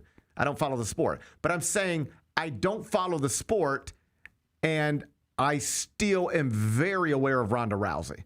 And it's not because she was in WWE; it's because she was Ronda Rousey in UFC. Yeah. All right, I would buy the pay-per-views for Ronda Rousey main eventing it. Yeah, and I mean, at one point, she was the highest paid women's athlete, I think, in the whole country. And so, yeah, to your point, like, Kayla popping off about her. Yeah. Come on, man. Like I can sell out at any arena in the country tomorrow night, and nobody knows who you are. Yeah. Now, on the flip side, I believe Ronda doesn't want anything to do with UFC because they ain't paying shit. So, but she'll make she'll make a lot of money off this. I don't know what she'll make, but like, it'll be a thing, and it'll be. You ready for this? It'll be the most watched women's MMA fight of the year. Probably because of Netflix. Because of Netflix. Yeah, probably because of Netflix. Yeah. Yes. Yeah. It won't be the best. It will not be the best. Will you watch it? I will for sure watch it. You know, I'm a big fan of Carano. Like, I actually, I thought she kind of got done wrong with the whole Mandalorian thing. You know, she was one of the stars of the Mandalorian. I know. Come on, talk about it. Well, she said some things. What'd she say? She said some things that she got canceled for. What'd she say? She said something about wearing masks during COVID. Ooh. Yeah, and that didn't go over well. And here's the thing: that some of the things that she said, sure, that like they were definitely right leaning, but I think if she said them today, she probably doesn't lose her job. I don't disagree and with all that. that money. I don't disagree with that. I think you could. I think this is true. Most of the stuff I hear from a certain segment of the population, I roll my eyes at. But this, I think, is true. There are things that people said in 2020 that other people said, "You sound crazy. You sound like a lunatic," and on some things, perhaps they had some points. I also just thought, like, I thought she was good on the show. Like, I liked her character. So when they cut her out, I was like, well, damn, man. I'm like, that was a good character. I can't speak to her character. So yeah. And she obviously went through like a bunch of depression and stuff like that. And she said Ronda Rousey saved her with this. So well, that's sweet. Yeah, that's sweet. But I'll for sure watch. I'm not gonna make any like. This is the same thing as like Tyson Paul. Like, this is. Although Jake Paul's in his prime, and you could argue Ronda is not. But, like, Ronda's going to be a heavy favorite going into this. I say this as respectfully as I can say it, and I say it with the same energy I would say it if these were two men getting into a cage and fighting. I just don't want it to sound the wrong way. These are two old women relative to the profession, without question. And like, I think it caps at like mid-30s, maybe. One thing we have learned from watching old men try to do this at an extended age, at an advanced age, is that it's not fun to watch. Correct. Haven't we learned that? Absolutely. So why do we think this is going to be a fun thing to watch? These are old women. We know old men. Watching old men fight is not fun. Why do we think watching old women fight is going to be fun? Valentina's the champ, and she's 38 years old. Like, she's the best women's fighter in the world right now. Okay. Oh, I'll turn it on. What do I care? I ain't got nothing else to do. I'll turn it on. I ain't got nothing else to do. I'm gonna watch. Okay, I'll watch too. Anyway, I just thought Ronda Rousey was very good at counterpunching Kayla Harrison yesterday. For sure. Kayla Harrison, yeah, you're younger, and you're the champ now. And I guess if you at your age and me at my age got into a cage, you'd probably win that because you're all the things I just said. But you're not me. You're not me. You're not a star. You're a talented young fighter. Nothing more. the idea that you have a job, that's only because of what I did. But even based on what I did, you can't become anything more than what you are, which is somebody nobody knows. I set you up to be a star, and you can't even be the star because you're not me. Shut up. Yeah. I liked it. Me too. Shout out Ronda. Shout out Ronda Rousey. Number 4. LIV Golf. They're still playing. They're going to put tees in the ground this week. You follow this at all? Hell no. I do not. So it was all over. Okay, you mean just LIV Golf for this story? The story. Yeah, I know the story. Okay, yes. I like your answer. No, that's a perfect answer. I'll be quick. Who the hell watches LIV Golf? Nobody. That's part of the problem. Nobody is part of the problem. So it was all over the internet yesterday. Like they are about to shut shop. Mm-hmm. It's over. Yeah. They're in Mexico City getting ready to play a tournament. Okay. And it was like they were at the practice rounds yesterday, and all over the course it was like, so are we playing? Mm-hmm. Do we have a tournament? Do we still have is this still a thing? The CEO comes out yesterday and says, we are full steam ahead. We're playing this week and we're playing every week. Everything's going as scheduled. But there are more reports this morning that are like, that's what they're saying now, but it's still very much up in the air. Mm-hmm. They'll put tees in the ground this week, it sounds like. Okay. But after that, like everything's up in the air. Do you know how much money they've lost? How? $5.3 billion. Dang. Is what they've spent on LIV Golf. You understand? You could buy a NBA team for that. Well, and the thing, because we knew. I think we knew when it started. Like the Saudi money wasn't going to be an issue. Like if they lost money year over year, that wasn't going to be a big deal. But when you put a B on it like that, that's a big deal for anybody. Well, at some point, it's just like it's not doing anything. Yeah, right. Like at least when the Saudi money buys WrestleMania, yeah, it's like everybody watches WrestleMania, right? And it's like in WrestleMania live from Saudi Arabia. And like you put an indie race or whatever you have, F1. Right. Or like whatever. For sure. I get what you're saying. The whole thing has been this public investment fund spends billions of dollars on events that Western civilization will consume. And the idea is it makes it makes Saudi Arabia look normal, as opposed to a place where they kill journalists. Mm. Okay? That's the whole idea behind it. Sports washing is the term. If you're just watching all your favorite athletes compete in Saudi Arabia and it all looks normal in Saudi Arabia based on what you're seeing, you might forget that over here they're chopping up a journalist or limiting women's rights or whatever. But like when you buy WrestleMania, people watch WrestleMania. Right. When you buy an F1 race, people watch that. It works. They bought LIV and nobody watches it. Nobody cares. Their own players don't care. And their biggest stars have either aged out, are totally irrelevant, or have left and come back to the PGA Tour. Right. And so it does seem like it's gotten to a point where it doesn't matter whether, I mean, it does matter, but they can play this week. They can play next week. They can play this. This is not going to last because what they've decided is we've spent $5 billion and we have nothing to show for it. Nothing. Like how many WrestleManias could that buy? We've spent We've spent $5 billion to build a golf league that has resonated not at all. Nobody knows who wins. Nobody understands it. And our own players don't even care anymore. We're just throwing money into nothing. And so it sounds like they're going to pull the plug. This will probably be the last year of LIV if they even get through the year. And then golf will be closer to what it used to be, where most of the best players in the world are all playing the same golf courses. Good. Yeah, I'm about done with LIV. I'm about done with LIV too. Done talking about LIV. Sounds like LIV's about done with LIV too. Yeah, we'll see y'all later. Turns out it was a sketchy plan from the jump. Yeah. And it's going about as poorly as Roy McIlroy told us it would. Number 5. Major League Baseball. The rulings are in, or at least the data's in on the first several weeks of this season as it pertains to challenging balls and strikes with the automated system. Have you noticed, because I didn't notice, really, I didn't think about it at least until I was reading a story, it just has sort of disappeared. Remember, like the first week of the season, it was like a thing. Yeah, they were like the crowds were going crazy, and like it was a big thing. And like, when's the last time you even seen one of them?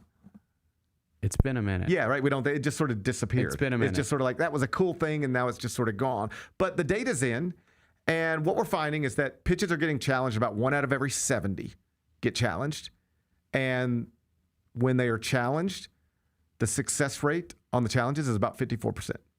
So more often than not, when the challenge comes, the person challenging it is correct. So if the ump calls it a strike and you say, no, I think it was a ball, or the ump calls it a ball and you say, no, I think it was a strike, if you challenge it officially, it's a little more than 50% of the time the person challenging it is right. So they're making the umps look dumb. Better than 1 out of every 2 times. This is just my way of talking about baseball without discussing the Mets losing 7 straight. It has not been a good start, bro. It has not been a good start. It's awful. I mean, you have to play the Dodgers. That's series against the Dodgers. Play the You're Dodgers going to doesn't those. help. But like, it's awful. I spend everything in my life is geared towards looking forward to things. I'm gonna work on this because it's not effective. But I'm constantly looking forward to things, like baseball season. Yep. Man, I can't wait till basketball's over. Get home, put my suitcase up. Met season. Man, I can't wait for that. And now here I am. I am literally in the place I couldn't wait for right now. For months, I've been looking forward to this moment right now. And I'm miserable. Yeah. That's an awful feeling. To get to the place you were looking forward to, and it sucks. I've been there for a minute with all my teams. But this is in all aspects of life. I don't mean it just from the Mets. Yeah. I mean just like in any aspect of life. Think of it as a vacation. Think of it as anything. Yes. You're looking forward to something, and then you get there, and it's like, this is what I was looking forward to, and I'm not happy right now. I'm not having a good time.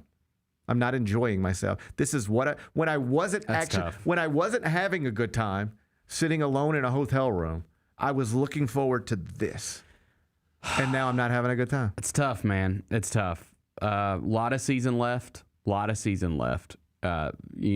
ebbs and flows to this thing. Teams go on runs.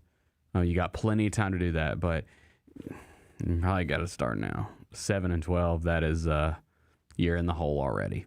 I was just planning to be happier. Yeah. You know? Good thing is I don't think you have to play the Dodgers again. You probably got another series at some point. They come to New York. Yeah, okay. Well, we actually don't have to go back to L.A. because the boys wanted to go to L.A. and we were looking at the schedule the other day, and I was like, boys, if you want to go see the Mets and Dodgers in L.A., we got to go tonight.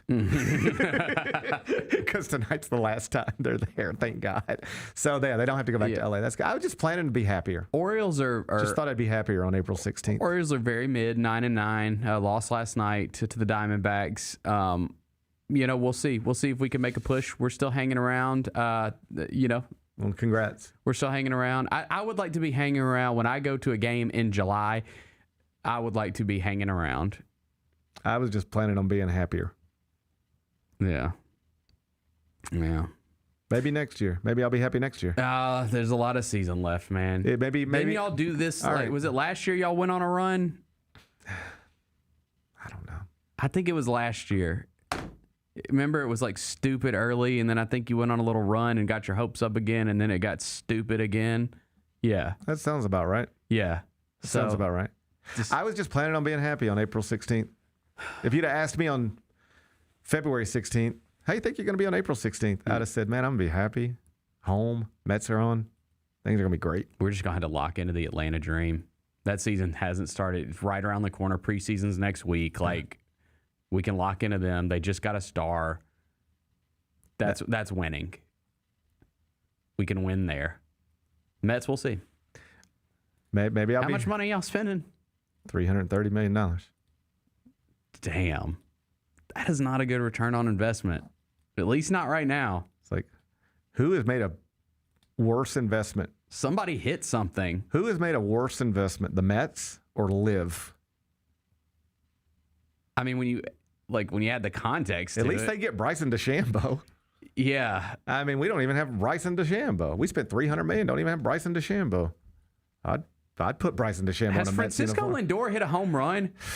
Juan Soto's hurt. Not when Lindor can't hit. I bet on it. Maybe I'll be happy next April 16th. April 16th, 2027. That's what I'm really looking forward to. I'm sure that'll live up to expectations. Good luck, man. Hey, you'll have the money to spend. Yeah, so just got to find the right guys. Money always makes things better. Yeah, just got to find the right group. There's one thing I know about money. That's the key to making you happy. Got to find the right guys, get them to jail. Yeah. We'll work on that. All right. I'll see you later. Okay. We'll be back with Carry Out. Easy's making money thanks to the new CBA. Incredible stuff. Her Good stuff. rookie contract. She is projected to make $500,000 this year, and just in comparison, Paige made $78,000 last year, and Caitlin Clark made $76,000. Anytime we get workers getting paid what they're worth, I'm all for it. Tune in to the Jessica Benson Show with CJ Hurt live every weekday at 8 a.m. on YouTube at Grind City Media and the official Grind City Media app. Junior Grizzlies summer camps presented by Ortho South are the key to a slam dunk summer with over a dozen 4-day camps perfect for hoopers ages 6 to 14 looking to build fundamental skills and make unforgettable memories. With camps across the Mid-South in Tennessee, Mississippi, and Arkansas, you won't have to go far for the ultimate hoops experience this summer. Registration comes with a Junior Grizzlies jersey, lunchbox, and a basketball to take home. Don't wait, space is limited. Visit grizzlies.com/Junior Grizzlies today to secure a spot for a fun-filled summer. That's grizzlies.com/Junior Grizzlies. When the arena lights dim for a concert or when the crowd becomes one at a big game, you can almost feel like you're the biggest fan. But who's your biggest fan? It's the person who will get you home safely after a night of drinking. It's a person who looks out for your life to make sure you leave the stadium with someone sober. This could be a designated driver or someone who offers to give you a ride share. Because in Tennessee, fans don't let other fans drive drunk. Brought to you by the Tennessee Highway Safety Office, a division of the Tennessee Department of Safety and Homeland Security. The heaviest metal credit card of all time. Rumored to be one of only 18 in existence. Plated with the very same tungsten that forged the International Space Station. And wielded at business dinners like a samurai sword. It's a classic corporate power move. But the real power move? Having end-to-end visibility on your most critical shipments. FedEx, the new power move. Sonic Radio. Welcome back to Sonic RNDIO. That spells radio with me, the CIO. This just in, the new Sonic $1.99 menu lets you build a crave-worthy meal for just $1.99 an item. Whether that's a creamy shake, crispy tots, or a quarter-pound double cheeseburger. This just out. Ostriches. They're mean, not very cute, and in my opinion, way too big for a bird. Don't miss the Sonic Fun 99 menu. 5 items, always $1.99. Live free, eat Sonic. Tax not included. See menu for details.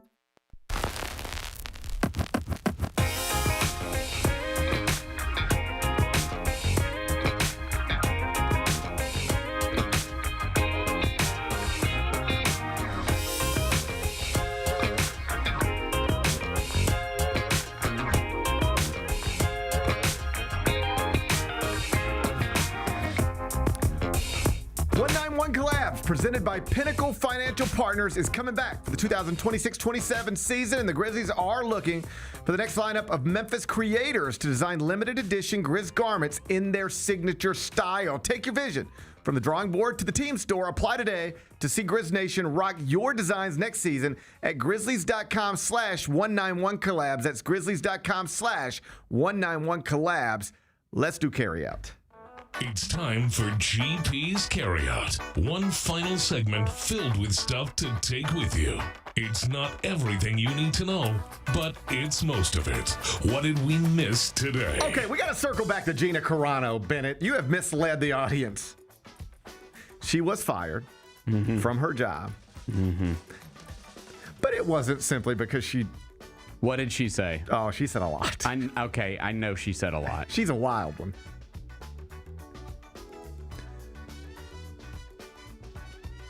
A post on her Instagram story suggested that being a Republican in America is similar to being a Jewish person during the Holocaust. Again, she should not have probably said that. Explain, Gina, how being a Republican is similar to being a Jewish person in the Holocaust, and try to do it try to do it without mentioning gas chambers. Not a great look. All I was saying was I'm not sure she should have gotten fired and canceled. That's it. Question the legitimacy of the 2020 presidential election. I figured that was in there somewhere. I'm just saying.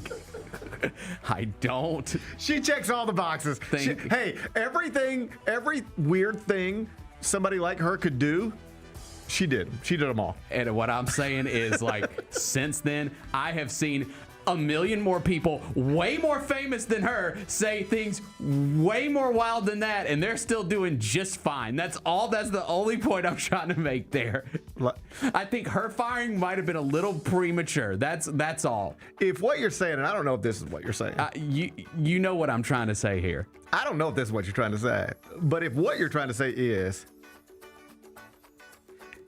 did she say or do anything any more out of line than say, the President of the United States, who still keeps his job, if you can keep your job as the President of the United States doing all this wild shit he does, should you really lose your job as a character on The Mandalorian? Is that what you're trying to say? In so many words. I get that. I think I understand that. But I think I would counter with, well, maybe we should reset our standards. Maybe we should try to get to a point in America where we reset our standards, where we don't go, well, if he can do this, I don't know why she can't do that. Why don't we reset our standards and go, all of this is bananas, and we shouldn't do any of this. None of this is, all of this is crazy. Just because everything's crazy doesn't mean nothing's crazy. We've normalized crazy. Well, not in her instance. She got fired. Yeah, we normalized crazy after her. We fired her, and then we normalized crazy. That's her problem. She was crazy before it was her timeline didn't line up. Her timeline didn't line up. Her timeline didn't line up. It definitely didn't. She was ahead of her time. She was ahead of her time. It's okay to be crazy now. You just couldn't be crazy then. Yeah. She got crazy then. She might make more money. In fact. Now she'd get contract extensions. Yes. She'd be appointed an ambassador. Yeah. She could have been an ambassador to a foreign country if she'd have just saved it 2 years. She was just a little crazy, a little too early. Yeah. Paid a price. Sure did. But now she's fighting again. Yep. So good for her. What's today's biggest game? Man, there's not one if you're being honest. Okay. Well, but let's do baseball. Okay. Okay. Mariners and Padres. Great. Luis Castillo, three-time All-Star. Walker Buehler pitching for the Padres, 2-time All-Star. So a couple All-Star pitchers on the bump tonight. At Petco Park, they both stink now. They used to be good. They're not any good anymore. Castillo's ERA 6.92, Buehler 4.97. Seattle minus 120, San Diego plus 100. First pitch 740. How you going to act? Man, Mariners have lost the first two of this series. I'll go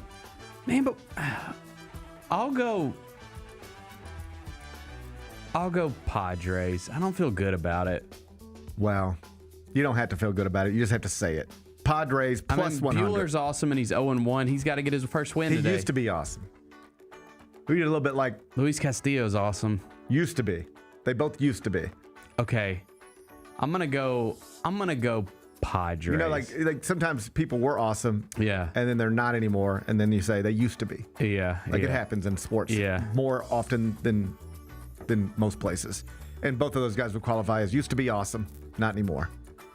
I'll go Padres plus 100. Yeah. He's riding with Walker Buehler tonight, 740. You can watch it on the MLB Network. What are we watching on TV? Okay.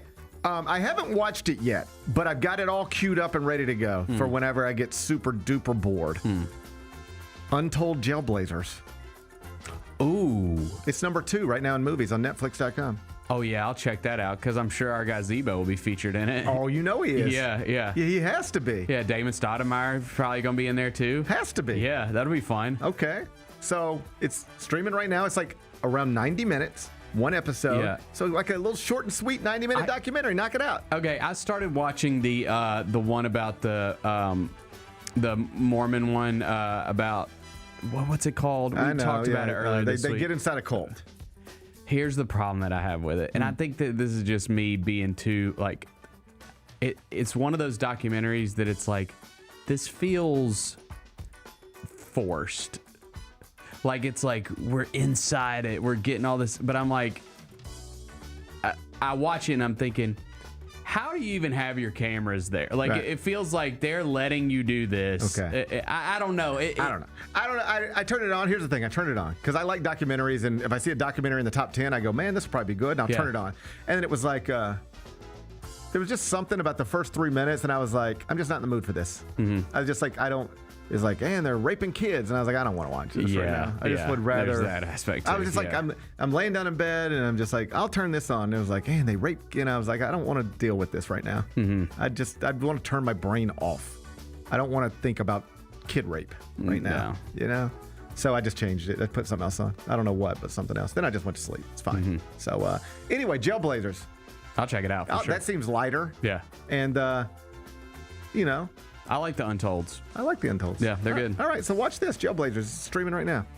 What's the best thing we've read? Well, I don't know if it's the best thing, but it's a notable headline in college basketball for the past half hour or so. Caden Boozer, who was rumored to maybe be getting in the transfer portal, brother of Cameron Boozer. He's going to remain at Duke, he has announced. So he will be a sophomore point guard at Duke next season, and perhaps he'll have a better close to things than he did this past year when he had that turnover in the Elite Eight. I don't bring that up for any other reason than to say I like that that's not how his Duke story ends. Right. That perhaps it can have a better memorable moment than, because if the first thing he does since that is leave, then that's his story forever. Yeah. This gives it it gives it another chapter. He's got a pen in his hand. Perhaps he can write a better page. What's on tap for tomorrow? Tomorrow will be Friday. Jessica Benson in studio. We'll get ready to root like crazy for a couple of NBA teams we need to win to get us a second lottery pick. Should be fun. Looking forward to it already. Enjoy the rest of your day. I'll try to enjoy mine. Meet back here tomorrow at 10. Till then, be careful, be kind, be good. Rep your hood.